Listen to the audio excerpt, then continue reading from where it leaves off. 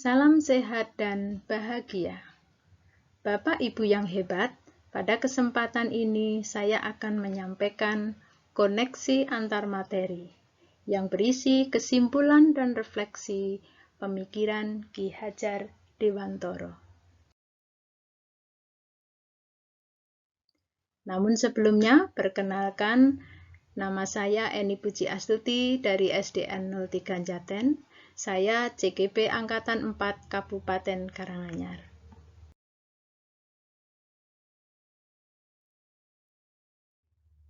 Bersama fasilitator dan pengajar praktik yang hebat, yaitu Ibu Erdiana dan Ibu Indah Untari.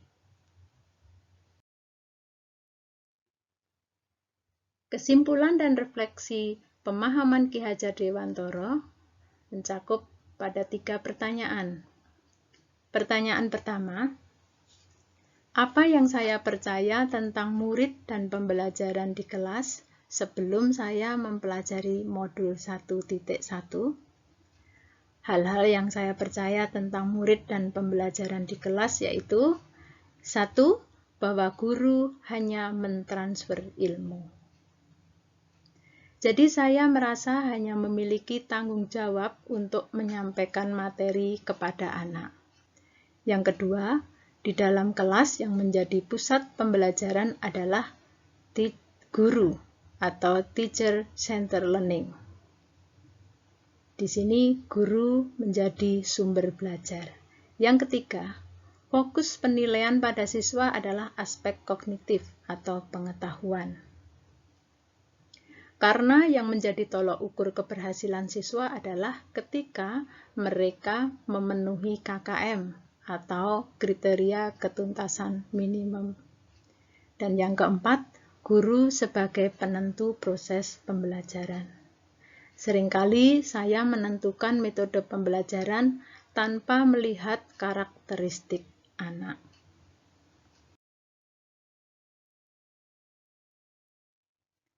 Pertanyaan kedua, apa yang berubah dari pemikiran atau perilaku saya setelah mempelajari modul ini?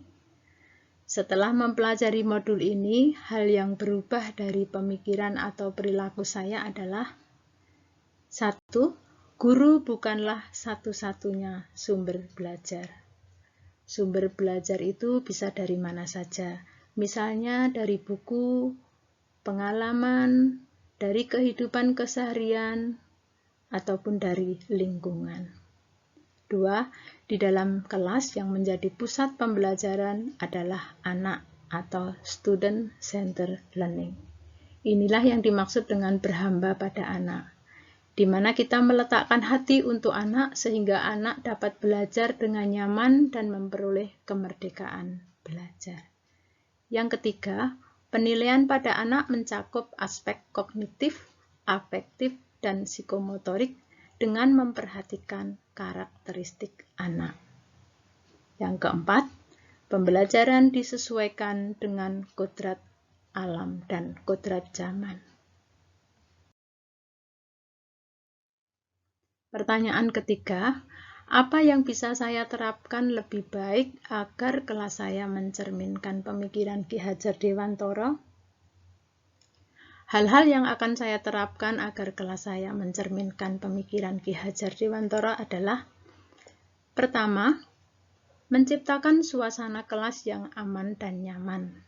Contohnya adalah membiasakan dengan berdoa sebelum pembelajaran dan bersyukur setelah pembelajaran. Yang kedua, mengenal karakteristik anak.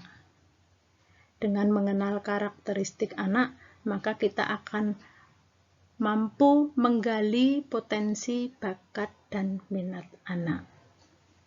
Yang ketiga, membudayakan belajar bersama.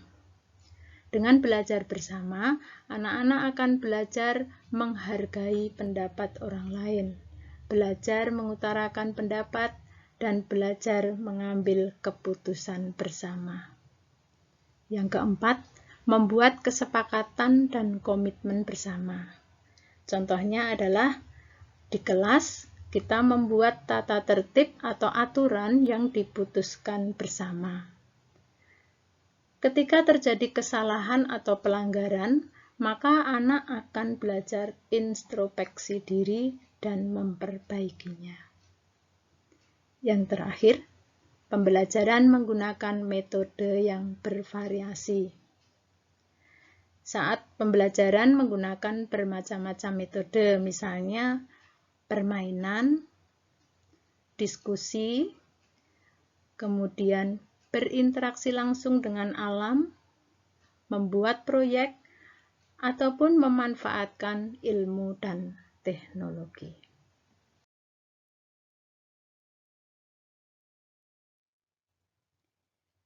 Dan penting untuk kita, dalam proses menuntun, anak diberikan kebebasan. Namun pendidik sebagai pamong dalam memberi tuntunan dan arahan agar anak tidak kehilangan arah dan membahayakan dirinya. Seorang pamong dapat memberikan tuntunan agar anak dapat menemukan kemerdekaannya dalam belajar.